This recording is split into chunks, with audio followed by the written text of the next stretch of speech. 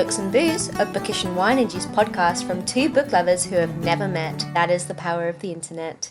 Hey Sally, it's so great to have you on Books and Booze. Oh, thank you. It's so wonderful to be here. Yeah, we're so happy to be chatting with you today about your book, The MotherInLaw.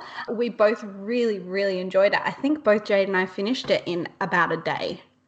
Oh, did you really? Yeah, we just 24 flew hours. through it. It's one of those ones that you're like cooking your dinner, reading the book, eating the dinner, reading the book. Oh, yay. I love hearing that. It's it's double-edged sword though, because it takes me about a year to write a book. And so people read it in a day and then they email me and they say, when's the next one coming? And I think, oh God. Pressure. But, it's nice. It's nice that it keeps the pages turning. Well, it keeps people interested then in like reading what you're going to write next. So that's also a good thing. Did you want to give a brief synopsis of The MotherInLaw before we start? Yes, so The MotherInLaw is obviously the story about a mother-in-law and a daughter-in-law and their relationship. And the book starts on a rainy weeknight and Lucy and Ollie are cooking dinner for their children when the police knock on the door and they tell them that Diana, Lucy's mother-in-law, and Ollie's mother is dead and the circumstances are suspicious.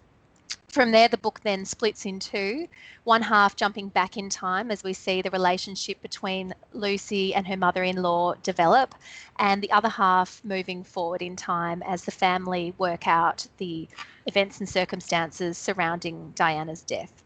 But while on the surface it is kind of a whodunit or a murder mystery about the death of a wealthy matriarch, on a deeper level the book is really about the relationship between this mother-in-law and daughter-in-law and the difficulties they have as they try to forge a relationship. You know, we're Books and Booze. So from the booze element, we often pair a glass of wine or, you know, something with the books that we choose to read. So what did you choose to pair your book with today?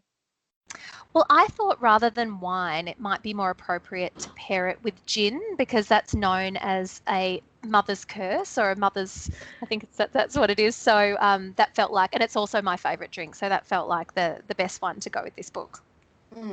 How do you like your gin? I know Chiara's quite new to having gin and she loves it. Yeah, I do love it now. Yeah. I mean, it's got to go with tonic, doesn't it? And a big squeeze of lime. Yeah. Lots of ice. Very nice for a warm night. Yeah. What about you, Jade? Unfortunately, I'm about to go traveling in 2 days, so I couldn't stock up the the liquor cabinet. So I just had whatever I could find in the cupboard, and that was Riesling. So unfortunately, my one today isn't as exciting as I normally try and get creative with it. But I'm going traveling for over a month. So. Oh, where are you going? South Africa and Madagascar. Oh, wow. Oh, that's very exciting and a good excuse to not have your drinks on you. Yeah. So it's my first time having Riesling, actually. And I was very unsure about it. I had these bottles in my fridge for a long time. And I've always just been like, no, I just like my wine. I don't know about this Riesling thing. But it's actually really nice. I just had my first sip now. So... And Jade and I have switched again because normally I drink the whites and she drinks the reds, but I have a Pinot today because I thought, in the book that they have a nice like wine selection and collection, and so I thought I'd go with a Pinot tonight. Yum. Good. So this book is essentially about motherhood and how we approach it, how it changes us, the struggles that we have with it. Why do you think sometimes we see other mothers as allies and not as, and we're always on guard? Why do you think we're like that? Why do you think we do see them as allies or we don't? Why we don't see them as allies, sorry. Why we don't see them as allies. Why we are more on guard around other mothers, especially mother-in-laws. Yeah, look, I think certainly with our mother-in-laws, that doesn't tend to be the case. And I think that's for a number of reasons. That the mother-in-law, daughter-in-law relationship is very unique in the sense that they become family without having chosen each other, like a couple that gets married, and without being biologically related. They're thrust into a relationship that they didn't choose and they can't get out of it if things don't work out. You know, they're kind of stuck with each other and they both have this man or woman, if it's a son-in-law, I guess, in common that they both love. And I think that can create walls between these two women that make them maybe not want to share their vulnerabilities as readily as they would perhaps with someone they would consider a peer or a friend. And also, as I said, they're kind of forced into this relationship instantly. So there's got to be time before they start to share things. You do share things with your girlfriends, even with your partner, but you've had time to fall in love and you've had time to let your guard down with those people. But your mother-in-law, it just happens straight away. It's got to take time for that relationship to develop. Yeah. You're married, right? Yes. How's your relationship? I think I saw your acknowledgement saying that your mother-in-law is nothing like Diana. No, but I in fact, my acknowledgement says to my mother-in-law, Anne, who I've never thought about murdering, and also to my father-in-law, Peter, who on the odd occasion I have. It made me laugh. I actually read that out loud to my mum and sister. Well, I actually just have come back from Dubai 2 nights ago, where I've been on holiday with my in-laws, my mother-in-law and father-in-law. And my father-in-law is very upset because he was, in fact, the inspiration for this book. He'd been staying with, and initially he'd been staying, and my mother-in-law had, after the birth of my third child, who's now 2. And it was during that time. My mother-in-law is fantastic. We get along well. My father-in-law, who I also adore, he's a talker. He just talks and talks and talks. And on this particular trip, I just had a baby. I had 2 other children at home, and he had just discovered monologues. So he was constantly delivering like actual monologues, one-sided conversation. Everywhere I went, he was delivering these monologues, and it was slowly starting to send me insane. I thought that I was having murderous thoughts about my father-in-law. And the one opportunity I had every day to get away from him was when I would take the baby for a walk, and I would go, and these walks kept getting longer and longer every day because I just needed to get away and have some space. And I did that for about 4 weeks. They were staying for 6 weeks, and on week 4 I had my activewear on and I had the baby in the pram, and I was about to walk out the door, and my father-in-law was standing there, and he said, "I'd like to come on this walk." And I said, "Listen, you can come, but no more monologues. I can't listen to any more monologues." And he said, "Okay." He's got a good sense of humor. He's incredibly irritating, but also he can be told. And so I said, "No more monologues." And he said, "That's fine. We'll talk about a new book idea for your next book," because I didn't have an idea. I just had a baby, for one thing, and for the last 4 weeks I'd had an elderly man talking his way into my brain, so I had no ideas. And I said, "I have an idea, Peter. I'm going to write about a woman who murders her father-in-law." And so that was originally the idea, which he was delighted by. He said, "Oh, that's perfect."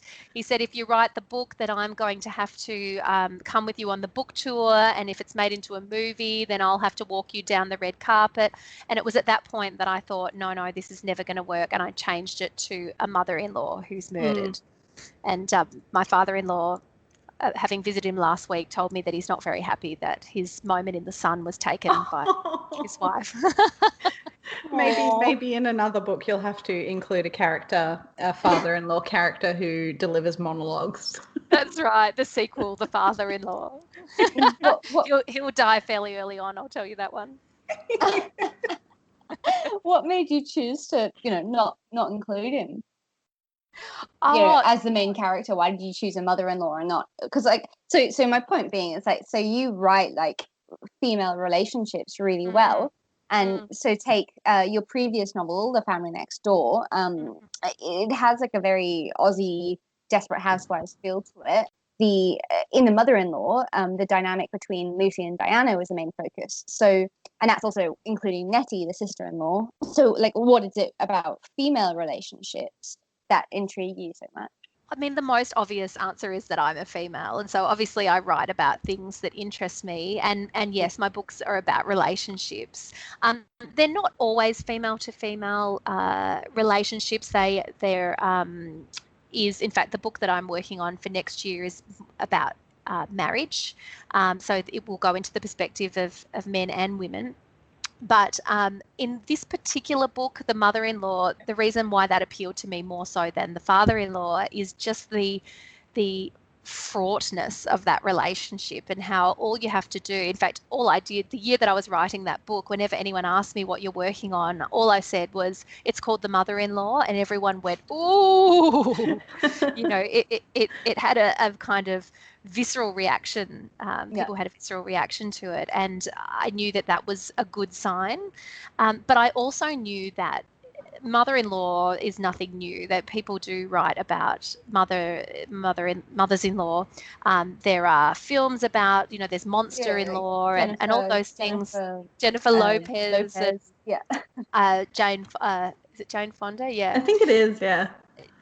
So it's been done. But what was really interesting to me was the challenge to try and write this book in a less cliche way, where I'm not reusing that old model where the mother-in-law is evil. I really wanted to challenge that because, as I said, this relationship is so fraught, but it didn't feel believable to me that the reason it's so fraught is that every mother-in-law is evil. I mean, that's just that's not possible, is it? And if you look at the amount of people that do have a difficult relationship with their mother-in-law, there's obviously something else going on, because I know a lot of women who are mothers-in-law. My own mum is a mother-in-law.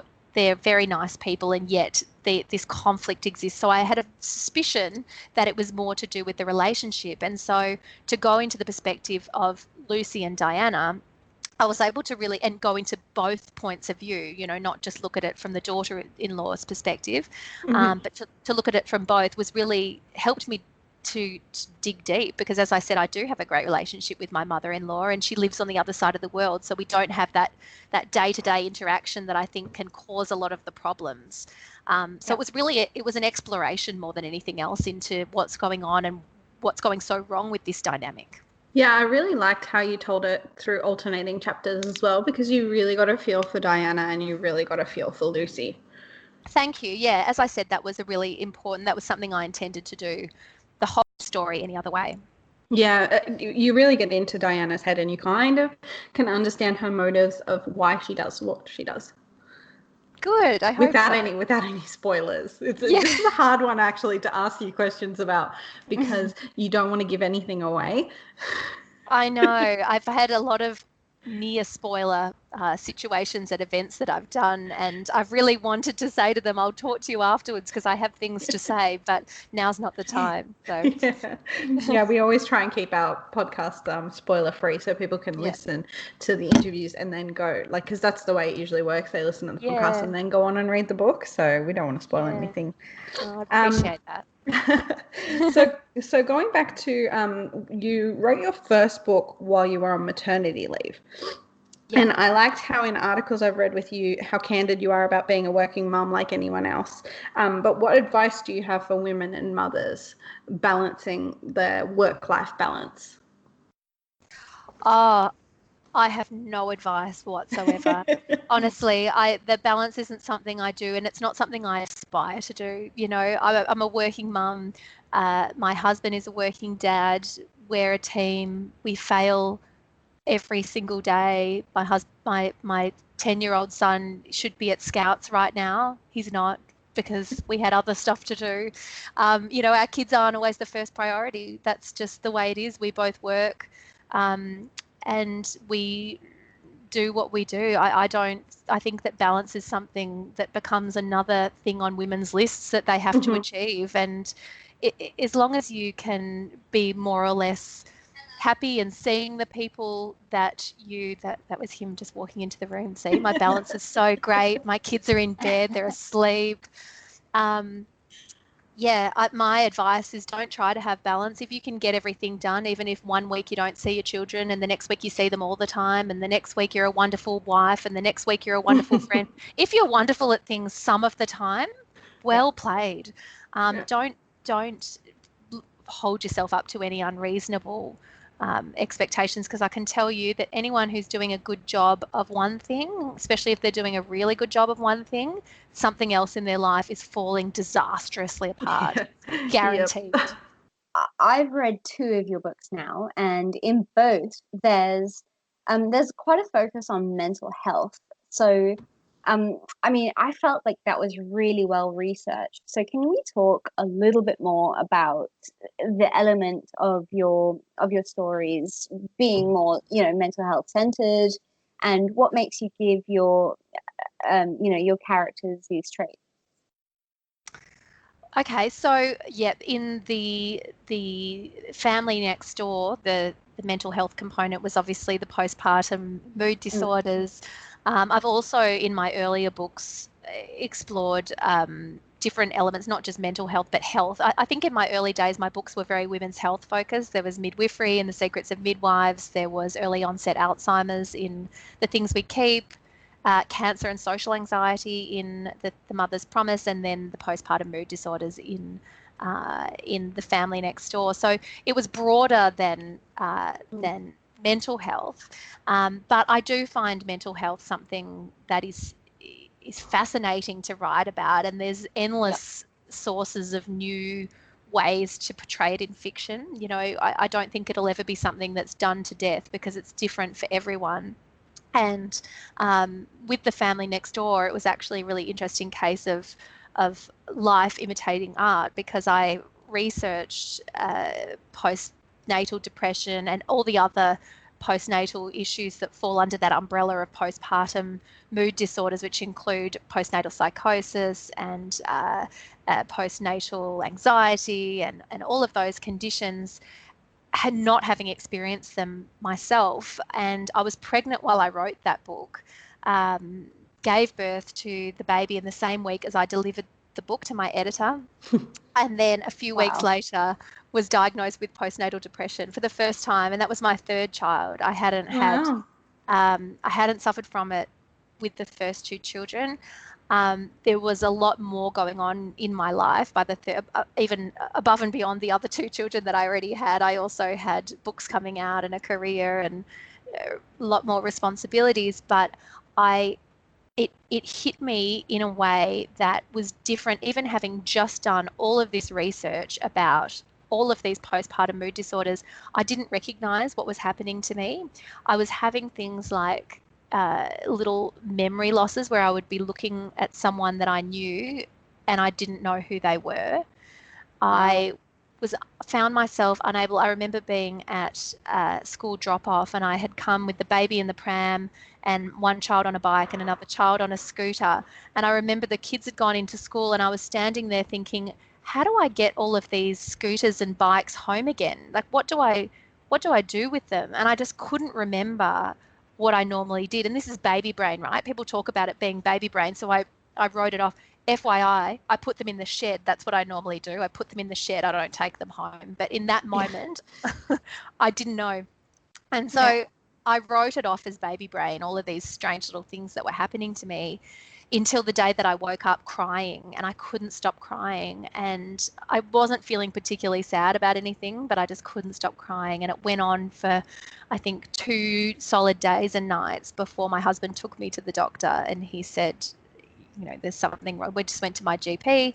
They said there's something wrong with her. This is not right. And they diagnosed me with, my doctor diagnosed me with postnatal depression. So that in itself is a reason to keep writing about these mental health conditions, because people came up to me afterwards and said, when after that book came out, and said things like, I had one woman come up when I was signing books in the after she'd seen me talk, and she came in quite close and she said, I suffered from prenatal depression while I was still pregnant with my child. I became horribly depressed, and I'd never heard of that, but it's a thing.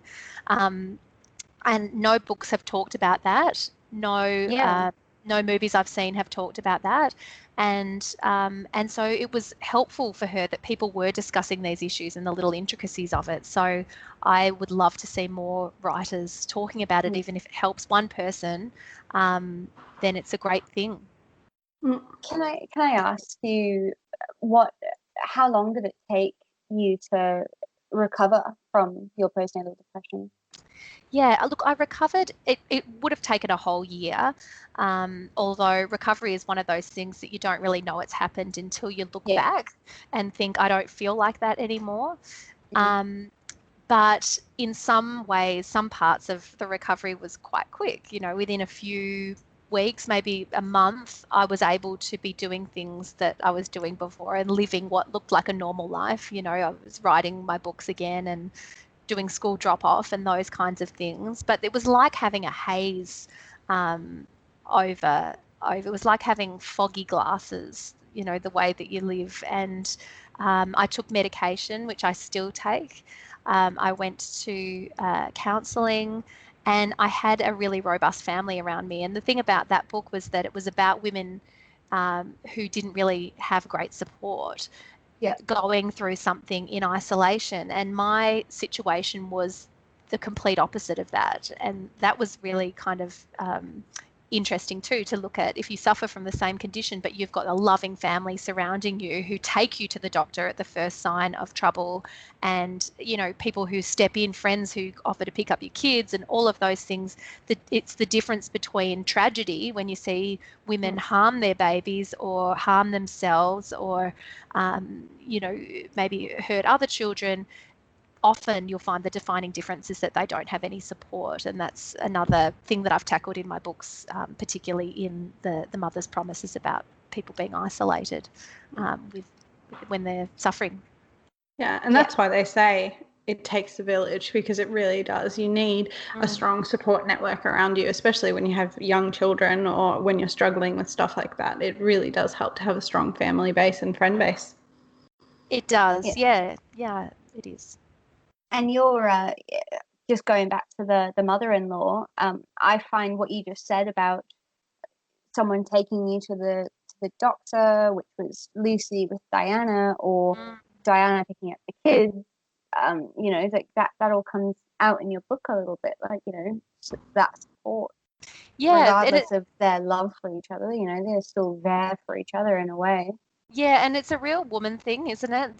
That way that we step in for each other, and can put our differences aside. I don't have any grandparents, but I have a great aunt, my dad's aunt, and she became ill. She's alive and healthy now, but she was diagnosed with cancer a few years ago, and it was my mum, not my dad, who drove her to all of her appointments and went with her when she had something on, and, you know, was at the doctor's appointments, writing it all down and researching it. It was, you know, I think that it's just women can do that, and that's a real strength of women, to be able to support each other. And you see it time and time again in families, even when relationships are fraught. Yeah. And another topic that I felt in this book you wrote really well about was miscarriages. I come across very many books that tackle the feeling that you get when you have a miscarriage, as well as you wrote in The Mother-in-Law. Thank you. Yeah, well, I have had several miscarriages myself, and yeah, me too. Yeah, I feel like it is one of those things that is coming out more and more. Women are talking about it more freely, and we are seeing books about it and movies about it.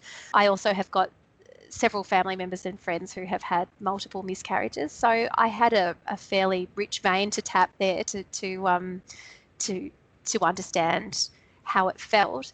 And even though I have gone on to have 3 healthy children now, being the kind of having the kind of brain that I have, every time I had a miscarriage, particularly I had one before I had, I had 2 before I had my first child, I took it to the nth degree. As soon as I lost that baby, my mind went to, well, what happens if I never have a baby? What's going to become of me? What will I do with my life?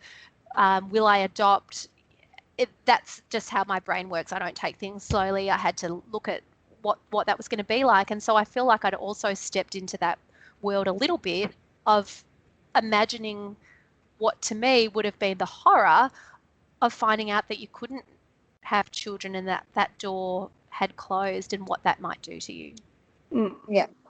So there was a little bit of Nettie in, you know, there was a little bit of you in your character, Nettie.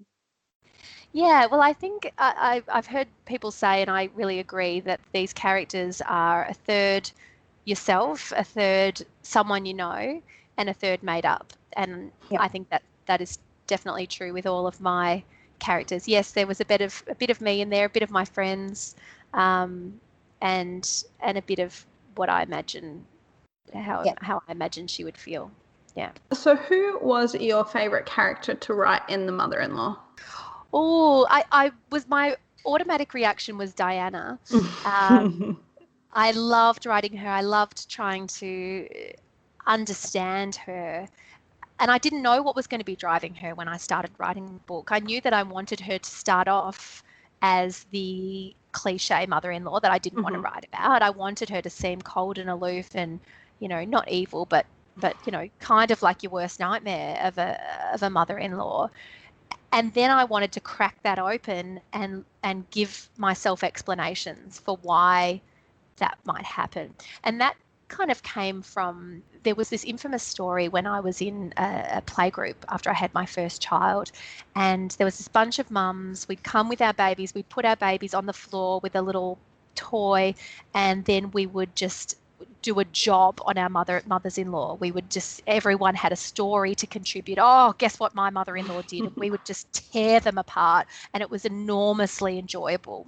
And I didn't have that much to contribute because my mother-in-law was overseas, and this was really disappointing to me. So I would just slag off my husband instead, which was almost as enjoyable. But there was one day when this friend of mine came in tears, and she'd just had a baby, her second child. She had an older, so she had a toddler and a baby. And she sat down and she said, "Have I got a story for you?"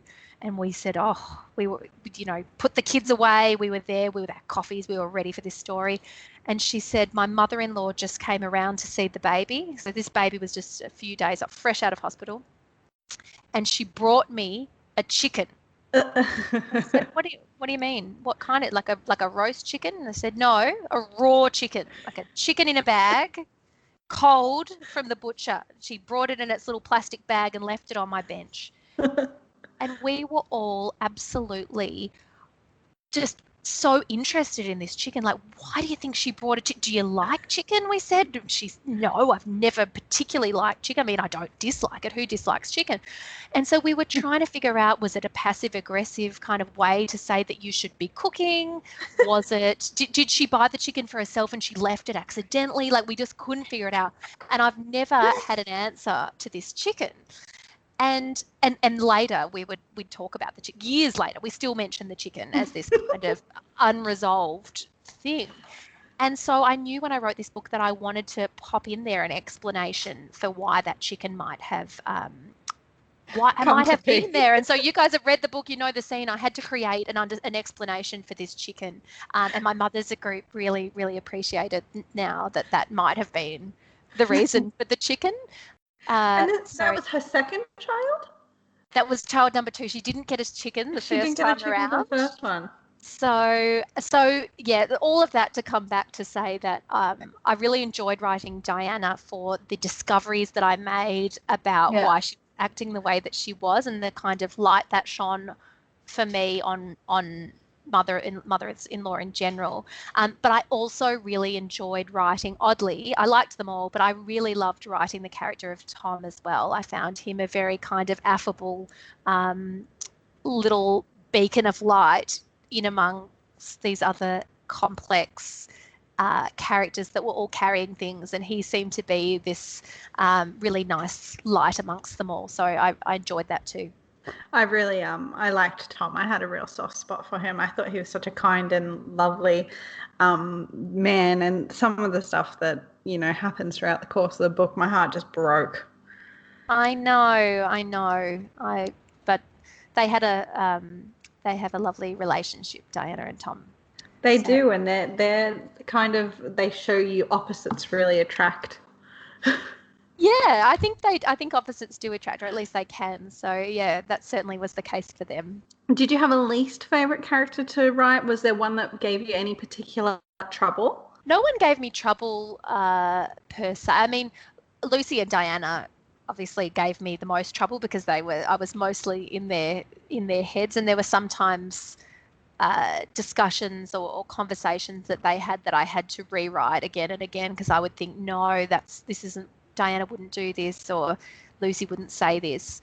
The character I probably liked least was Eamon, who was Ollie's business partner and really didn't have a lot of likable characteristics. But even so, I came to have an affection for him in a way. I kind of enjoyed writing him for some of the kind of not humor of it, but comedic relief. For a little bit of comedic relief, and he provided also something different, I think, amongst the complexity of the Goodwin family.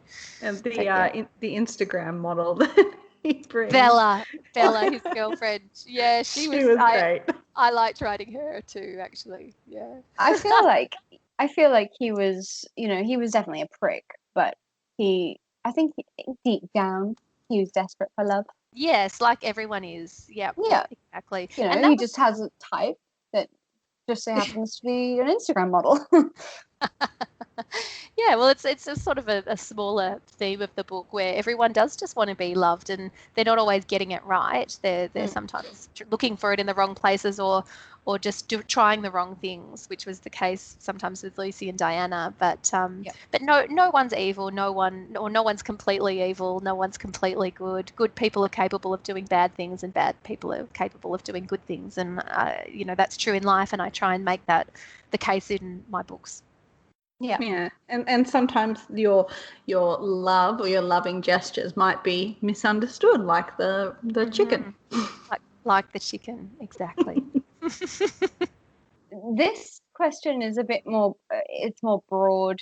I think, if I remember correctly from both novels of yours that I've read, The Family Next Door and The Mother-in-Law, Albury comes up quite, occasionally. And I just wanted to find out from you, do you have a special connection with Albury? Because I've been in Australia for just over a year, and some of my previous jobs who are completely Australian don't even know where that is. It's a very rural, small town. So, do you know, I don't have a special connection to Albury. That's so funny. And when you said that, I thought, do they? Do they both mention Albury? But they do. And I think that it's just a landmark that I think of between Melbourne and Sydney. Albury Wodonga. It's a beautiful place. I mean, I've driven through on my way to Sydney, but I don't particularly. I'd love to say yes. I summered there as a child, and I have all these fond memories, but I don't. That was a classic case of me just picking a spot, obviously. Okay. Well, I really appreciated it because it's my partner. It's where he's from. Oh, okay. Yeah. Well, it's the first place I came to when I came to Australia. So and we've been back there a couple of times. So I was just like, wow, like it's so nice to have Albury included. Like even if it's just a quick mention. Oh, well, now I feel terrible. Let me go back and I'll say that I have got a really strong connection with Albury. It's one of my favourite places to visit. I was just intrigued. I just wanted to see if there was anything like maybe you've got family there, but, whatever. Sorry. So my next question we kind of covered, so I'm going to ask another question. I was on your website earlier today and I read that a really cool thing that you do book clubs. So people will book you for their book clubs, and you can either, if it's local to you in Melbourne, you can drop in, or you drop in via Skype, and that's really cool. Do you enjoy doing that? Yes, it kind of happened by accident. After my first book came out, I got an email or a phone call from someone who wanted me to do this, to drop in via Skype to their book club. And I thought, okay, yes, I guess I could do that. I wasn't sure how it was going to work, and I kind of was very unprepared, and just they Skyped me, and I was sitting, probably in my lounge room or in my bed. Just to everyone that's listening, full disclosure, I'm sitting here in my bed right now, because that's what a glamorous author life looks like. I have got an office downstairs, but my kids are down there, and I thought this would help me to get away from them. But and now I've lost my train of thought. What were we talking about? Your book club. Book clubs. So I did this book club, and I kind of muddled through it, and I thought actually that was good. That was a good way. They had all bought my book, and they were all really excited to have spoken to me, and were, you know, looking forward to telling me for that first one with a group in the US. And I thought this is a great way for me to be able to get in touch with readers. It's good for me because they buy my books. It's good for them because they get to have that kind of behind the scenes chat to the author about what was intended versus what they think. And after that, I did a fairly local round with all of my friends because that was my first book. All of my friends, my mum's friends, they were all inviting me to their book clubs. So I thought, okay, I have to sit down and try and take control of this a little bit more, because what was happening is that I would turn up to book clubs and they would all stare at me a bit blankly and not really know what to say, and I'd stare at them and think, what am I supposed to do? It's not really like an author talk. It's quite different from when I stand up and talk, because the real special part about it is that you get to have a two-way conversation in a small group in your lounge room or via Skype. So I started to explain to the host how it works, that I would talk for 5 minutes or so at the start about why I wrote the book, and then it would very much mimic a normal book club situation where people can ask me questions, I'll answer them. People can volunteer their own stories if that's what it doesn't have to just be Q&A. People can also volunteer their own little takes or their own birth stories for the Secrets of Midwives, for example, or their own mother-in-law stories for the mother-in-law. And it's really grown since then, and it's been something that I'm doing a couple of book club visits next week, and I tend to do, for a few months after any release, I tend to do at least 2 or 3 a week, but I have had to close them for a few weeks because my next book is due on the 1st of April. So after the two next week, I'm taking a hiatus from book clubs until the middle of April, and then I'll start again. But that's good. It's good for them. It's good for me to get up close and personal with people who are reading my books and hearing what they think. So, and they're usually pretty polite, so they don't tell me if they didn't like it. So that's kind of that's a relief. That would be horrible, but that's a really nice thing that you do for like readers, and I'm sure they all really appreciate it. And even saying that, we posted a picture saying that we were going to interview you today, and the response we got, right, Jade? It was we mainly interviewed debut authors, but the response we got for interviewing you was the best response we've gotten from interviewing anyone. Yeah. People like saying, "Oh, we love her books. Oh my God, this book is amazing." Everyone was super excited about this episode. Were they? Feel like most people had read The Family Next Door or The Mother's Promise, and they were all very excited about The Mother-in-Law. Yep. And a lot of our listeners are actually located in America. So yeah, you're international.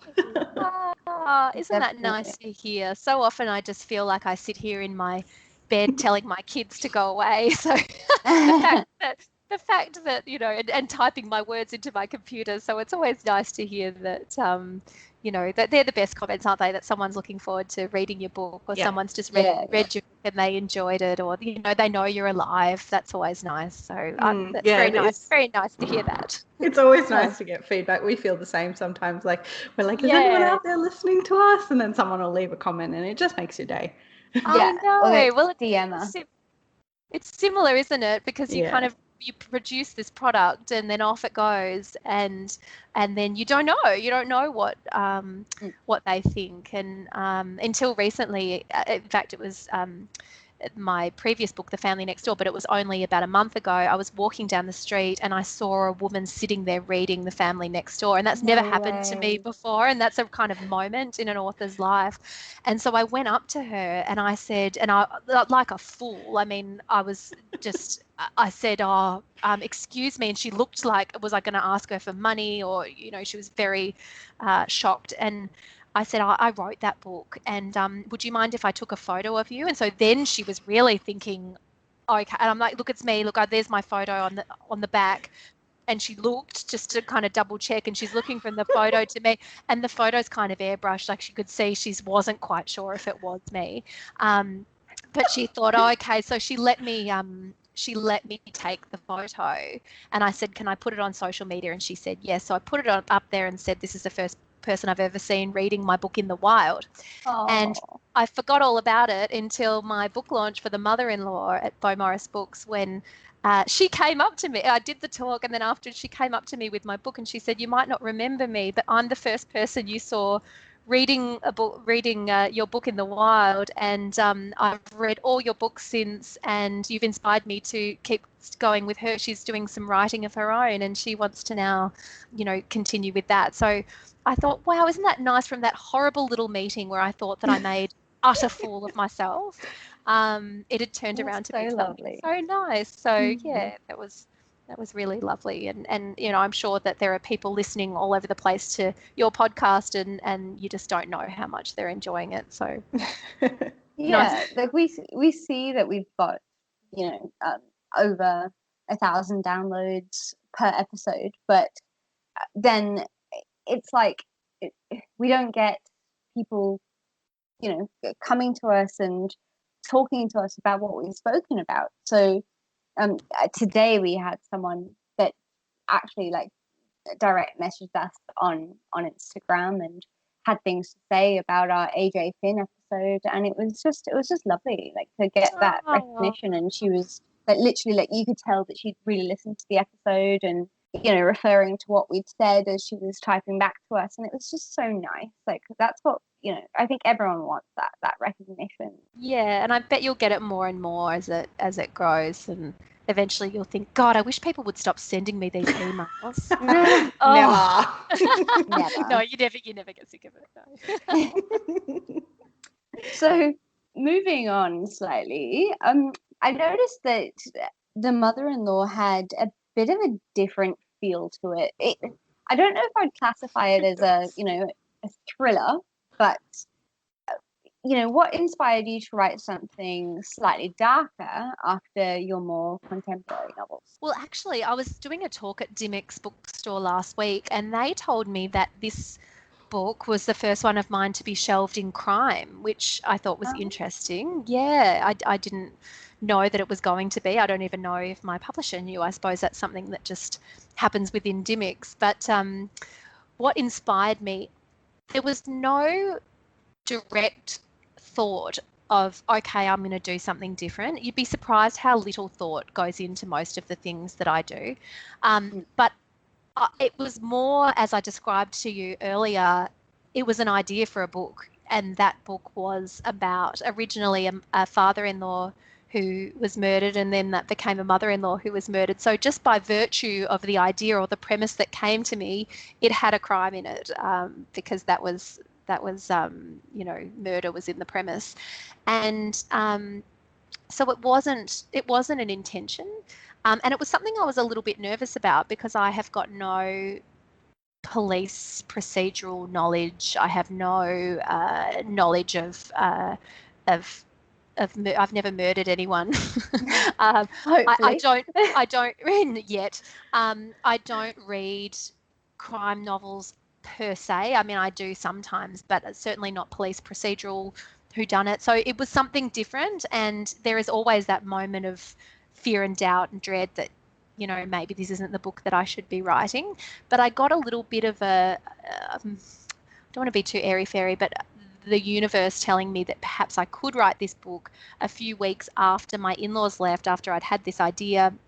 I was still sitting on it thinking, I don't know if I can pull it off. And I found myself at a book club in South Melbourne, and the book club discussion was for The Mother's Promise. And during question time, I was asked if I was working on anything new, and I responded, yes, I have this idea, but it involves a crime, and I'm not sure if I have the expertise. And it turned out that 3 police detectives were in this book club, and one of them or 2 of them had worked in homicide, one of them had worked in sex crimes. They were these really, really experienced police women there, and they all said that they would love to be involved and to help me with any questions that I had. They were happy to explain how the procedures would work, and they ended up doing a lot more than that. They'd also had experience, obviously, in the early days of policing, of going to the homes of people, you know, as first responders, to let them know that a family member had died. So they were able to really tap into that emotional experience of telling someone that, because really that's a pretty unusual thing. Not many people would be able to know what that is like. And then afterwards they read the book for me to make sure that it was accurate from a police point of view. So that really gave me the confidence, even though the premise and the idea came from nothing, came from just being really irritated with my father-in-law. It then grew legs because I had these women that I could access to write a crime. And my next book, which I'm just finishing up now, also features a crime in it. Although I like the Family Next Door, the Mother-in-Law, and this next book, they're not hard crimes. They're still like any other Sally Hepworth book that have stories about relationships, women, marriage. This next book will be going into marriage, monogamy, and sex, as well as issues that they explore. So I think really relevant stuff for women and men to read about. Sounds fantastic. It is amazing. It is amazing how you meet the right people at the right time in your life. Yeah. Oh, yeah, absolutely. Yeah, those and also how many people are willing to help you if you ask them. And once they know that you've got a book that's going to come out, God, I've had some people be generous with their time.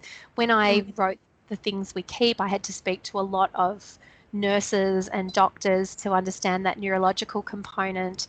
I also had to I also got in touch with the Alzheimer's Association of Australia, and they provided a person to speak with me about early onset Alzheimer's and make sure that what I was doing was correct as well, because I wanted to make sure if you're going to take on a topic like that, you want to do it right. So yeah, I've been blown away by the generosity of people who kind of feel they wanted their experience to go into something creative and they really enjoy that. So it's been a blessing to me, and hopefully hasn't been a hideous process for them.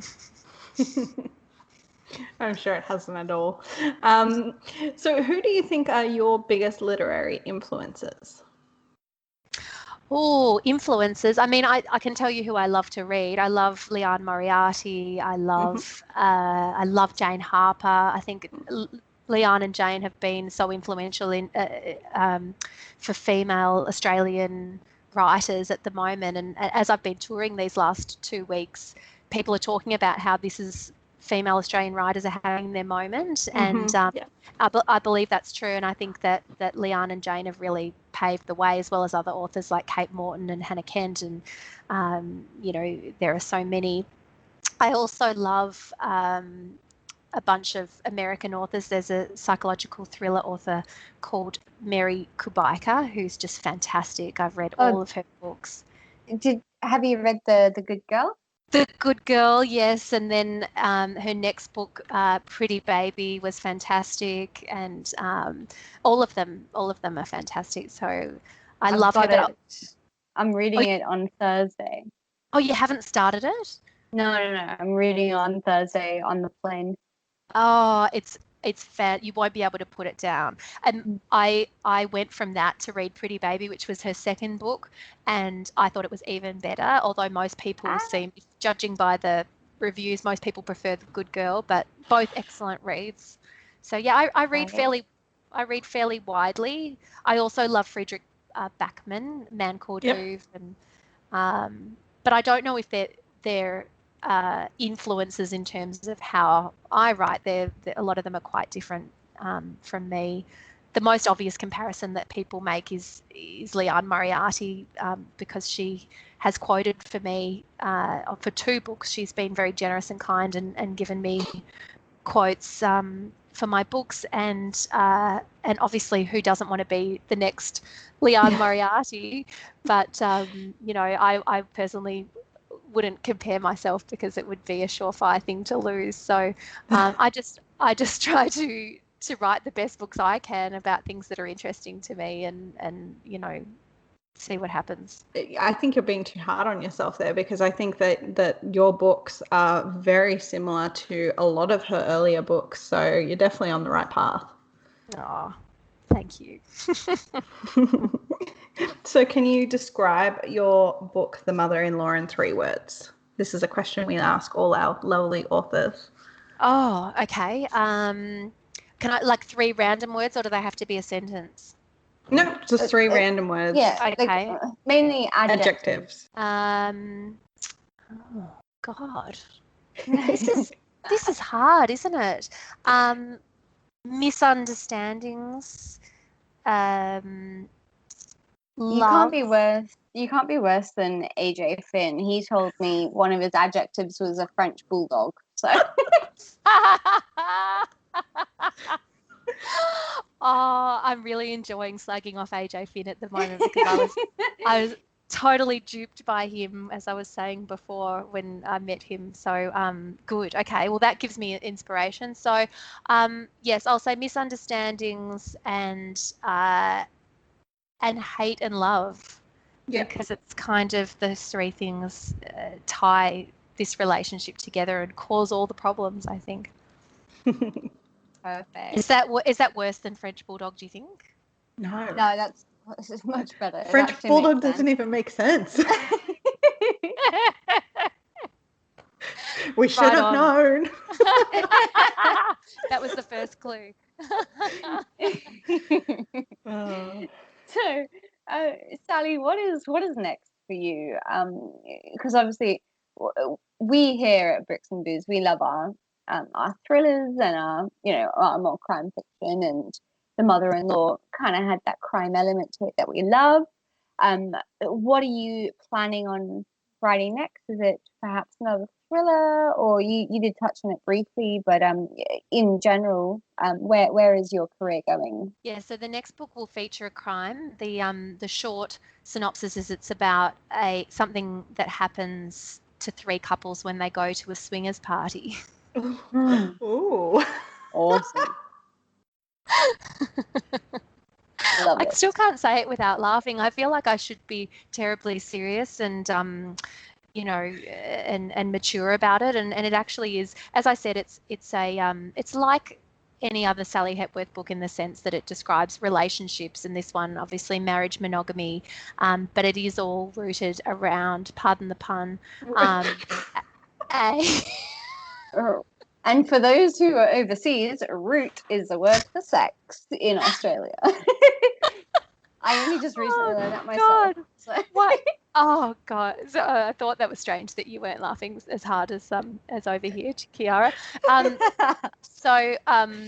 Gosh, I'm going to need to pull it together before next year when I'm promoting this book. But there is a crime that this is all centered around, and that is something that happens at the swingers party. But it really is about 3 different couples who, for different reasons in their relationship, decide to go to a swingers party and what happens to them at this party. And it'll go in a fairly dark direction. And I haven't actually completely finished the ending yet, so I'll leave that dangling for you and we can talk about it next year. Yeah, exactly right. Well, definitely adding that to my pre-order list for whenever that's available. That's going to be a saucy read. Not telling. My mum will die. She's really worried that I've taken a sway into erotic fiction. I said, no, Mum, that's just set around a swingers party, but she doesn't quite believe it. So I'll have to keep it to myself for a bit. She'll be like, I'm not reading this one, Sally. Sorry. No. Well, I said, Mum, there's sex in a lot of books. And she said, yes, but those books aren't written by my daughter, which is actually a really good point. So yeah, that's true. Maybe that one might not be for her. She's not going to write the blurb on the cover of the book. Probably not. My novel that I published last year, my partner's mum has a copy, and a couple of his sister-in-laws and stuff, and it's got pretty out there sex scenes in it, and I kind of I was saying to my not mother-in-law, but hopefully one day she'll be a mother-in-law. I was like, Yeah. just there's some sex scenes in there, and they're pretty graphic. And she was like, and then the dad chimed in, and he was like, "Oh, maybe I'll have to give it a read." Oh, well, my dad's been saying to me for years that if I want to have a bestseller, it needs to have lots of sex and violence in it. So I guess after the Swingers book comes out, we'll have an answer to that one way or another, because there's both. Oh, well. We'll definitely be marketing it for you. Thank you. So that's the end of our formal interview part, and now we move on to our boozy banter, which is where we talk about anything that we've been enjoying. So it might be books or TV or podcast or movies or music or somewhere you've travelled or a restaurant you ate at. Anything you want, you can talk about. So did you have anything that you wanted to tell our listeners about that you've been enjoying lately? Oh, okay. Oh, well, I have just watched the documentary for the Fire Festival, which, oh my goodness, was something else. If you have not listened to it, if you have not watched the documentary, have you both watched it? I haven't. You No. have? My Oh partner really wants God. to. It is. I think there's 3 parts to it, and you'll think to yourself, I'll watch the first part tonight and then the next part tomorrow. You won't. You're going to watch the whole thing. And again, it's a little bit like the AJ Finn. It's stranger than fiction. You can't believe that this is happening, and they're just hurtling towards this disaster. It's about, for people who don't know, it's about a festival that was set up by a guy called Billy. I can't remember his last name. Little, youngish guy, entrepreneur, who linked it to some other kind of business that he was having, and it was all going to be the hottest thing to go to for, it had Bella Hadid and all these gorgeous models doing the promotions for it.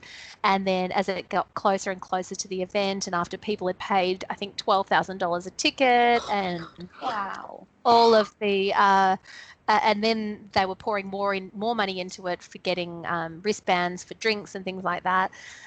People started to arrive at this festival, and it was not the way that it had been described to them at all. So I think I'll leave it at that, but it is very, very compelling watching, and I'm right into documentaries at the moment. So that's definitely a good one. And the other one, also a documentary that I've been getting right into lately, is the Ted Bundy tapes on Netflix. And don't say too much. I'm busy reading The Stranger Beside Me about Ted Bundy before I see the tape, so don't say too much. Oh, good. Well, no, I won't say anything other than to say it's they share some never before heard tapes of him actually talking about some of his crimes to a dictaphone that haven't been heard before, and the rest of it they piece together his story. A lot of it, which is out there, I just hadn't watched before. I knew that he had done terrible things, but I didn't know the ins and outs, and actually seeing the crimes that he committed is just incredibly horrific, but and also compelling. That says a lot about us as human beings, isn't it? That there's something about things that are scary and horrible and real. You just kind of feel this, and I guess that's the reason people love crime fiction. But yeah, I couldn't look away from it, and since I've watched it, I can't stop thinking about it. So really, and it's made me much more interested. So I might go and read that book now as well. It's honestly so good. It's 550 pages, so it's very long, but right. I'm currently halfway through, and like I don't care. I'm taking it on holiday with me, despite the wait. I need to finish it. Yeah, I read it last year. It's very good. Yeah, like Anne Very, Rule very good. is amazing as an author. It's obviously non-fiction, but her writing style just draws you in. It reads like fiction. Yeah. You should read Small Sacrifices next. Yeah. What's that? It's the Diane Downs case. So it's the mother who she calls the cops and says that she was stopped in the middle of nowhere, and a random man shot her children. And then as you go more into it, it turns out that she did it because of reasons that, it's hard. It's an interesting, fascinating case. Like, you just can't understand what goes through Wow. someone's mind to be able to do something like that. Yeah, But that's another Anne Rule book, and it's brilliant.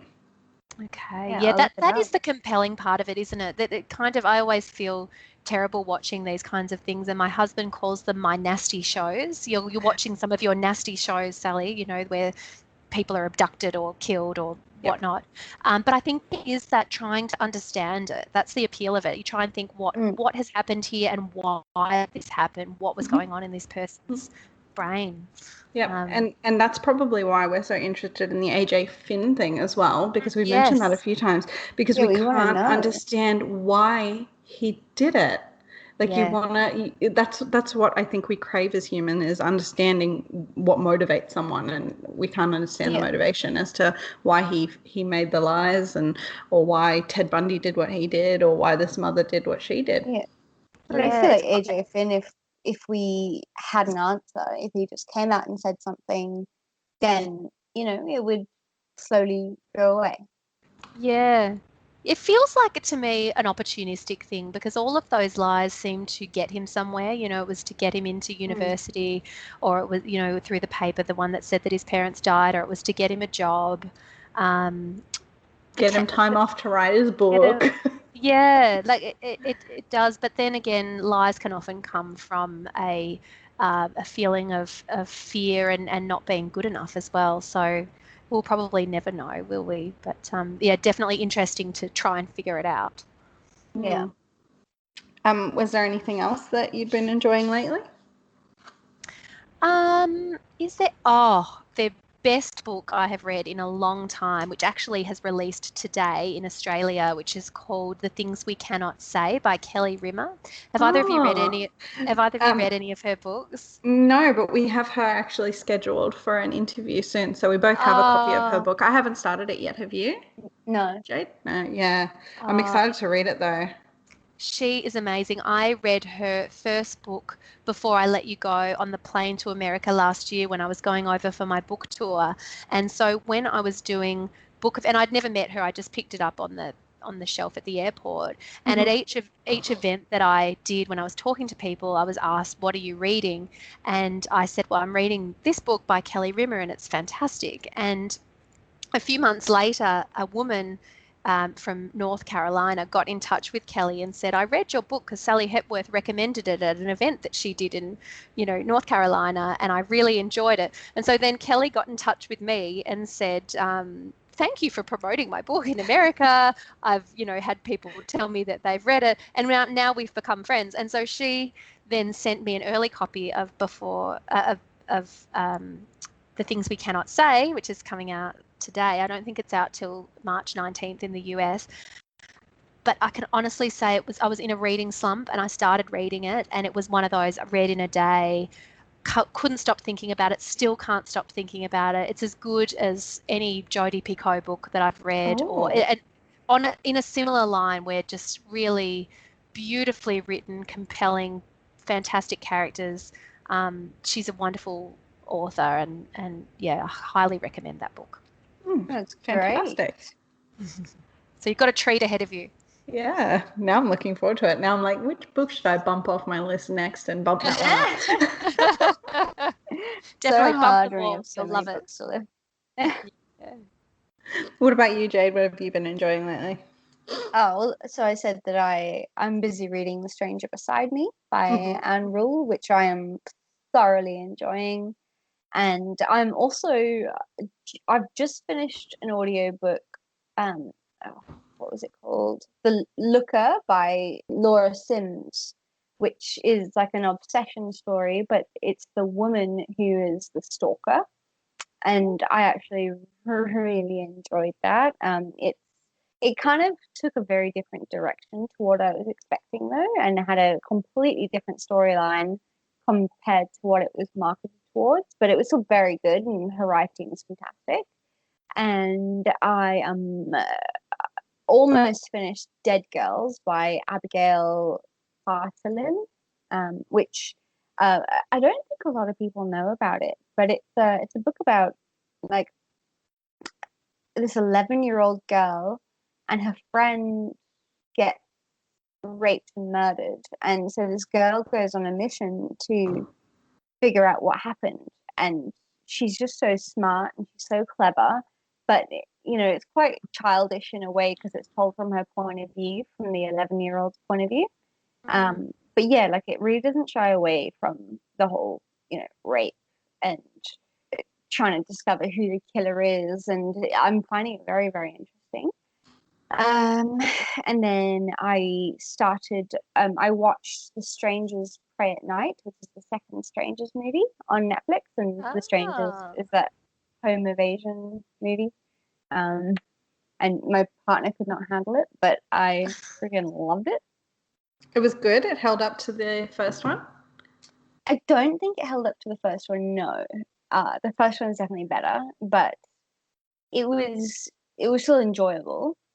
Like my partner had to walk away. He doesn't like the way home invasion movies make him feel. Like I actually posted a thing on Facebook about it, like asking people what do you think about them, and they were like, no, like they cannot handle home invasion movies because it's too real. But yeah, the Strangers Pray at Night I actually really enjoyed. But I love a good scare and I'm sadistic, so. And then the last two things is that I watched the Red Hot Chili Peppers last night, and they were fantastic. I saw them live. It was awesome. And I started watching Ozark, which Julia Gardner plays in, and we recently interviewed Tara Newell, who is a character from Dirty John, or she's the main chick from Dirty John, who Julia Gardner plays. So I started watching Ozark, and yeah, we're really enjoying that Netflix show. Yeah, I've watched Ozark. It's really good. I thought the first season was better than the second season, though. Okay, I'm only a few episodes in, so I don't know yet. But the first episode, Mark, my partner, he was like, "Oh, this is the best first episode of a show he's seen for a long time." So yeah, he's sold. I was a bit confused because there's a lot of characters and things to keep up with. At first, but now that they're just in the cabin and doing their own thing, it's a bit more slow paced, which I'm kind of catching up with. But yeah, I'm enjoying it. Very nice. What about you, Chiara? I finished The Other Sister by Elle Croft, which is a book that I picked up on your recommendation, and that was fantastic. I really, really, really enjoyed that. And then I also finished Tear Me Apart by J.T. Alliston. I know you've read that, Jade. Have you read anything by J.T. Alliston, Sally? No, I haven't. This one's quite different to her normal stuff. It's very character based. It's about this girl, and she's a skier, and she ends up crashing while she's skiing, and in the hospital she finds out that she has leukemia, and then they test her parents, and her parents aren't a match, and so there's this whole story that unravels about the true paternity of her parents. And I really, really, really thought it was a great character driven book. I really enjoyed it. And the audiobook was fantastic. It had a few different people playing the parts, which I really enjoy. I think it really adds something to an audiobook when you have a few different people reading each chapter. Yeah, I totally agree. I listen to a lot of audiobooks and I love multiple narrators. I don't know how they work it out. That seems to be a rare thing, doesn't it? It does, but I think maybe they're doing it more and more now that audiobooks are becoming a really big thing. Maybe it is. Oh, I'll have to check that one out. Because there's a book that's coming out by Taylor Jenkins Reid called Daisy Jones and the Six, and she actually just released the cast of the audiobook for that, and it's got like Benjamin Bratt and stuff like that. So wow. They're definitely, I think, really putting a lot of marketing into their audiobooks nowadays. Sorry, who's Benjamin Bratt? Have you ever seen Miss Congeniality? Oh, with Sandra Bullock? Yeah. Do you know the policeman in that? God, no. The policeman in that. He used to date Julia Roberts, didn't he? Yeah, he did. Okay. I'm trying to think what else he's in. The funny thing is, the first thing that came to my mind, this shows you the stage I'm at in my life, is he was on an episode of Sesame Street. And I know people at home are going to be like going, oh my God, Benjamin Bratt's in this or that. And I'm Googling it. it's funny because there was another person that I mentioned to you, Jade, and you said that you didn't know her, and someone messaged me and they're like, I can't believe Jade doesn't know who. Oh, Susan Sarandon. You didn't know Susan Sarandon? Who was that again?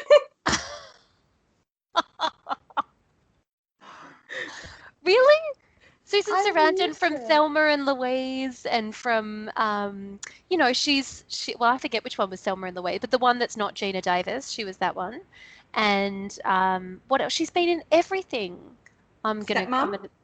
Yes. Hang on, I've got to go to Susan Sarandon. I've ditched Benjamin Bratt now. Susan. Literally. Wait, I'm getting you a picture of her. Hang on. You're gonna know who she is. Yes. And then the other thing, while Sally's trying to find a picture of Susan Sarandon, Do you see her? No. Dirty John. I watched Dirty I'll John, get in. which was fantastic. Yeah, Dirty John is great. Oh, I have no idea who that is. Are you They're all serious? showing me. Oh, wait. I know her. Where's she from? Yeah. Yeah, she's Susan Sarandon. She's from like a comedy, and I can't remember which comedy it is.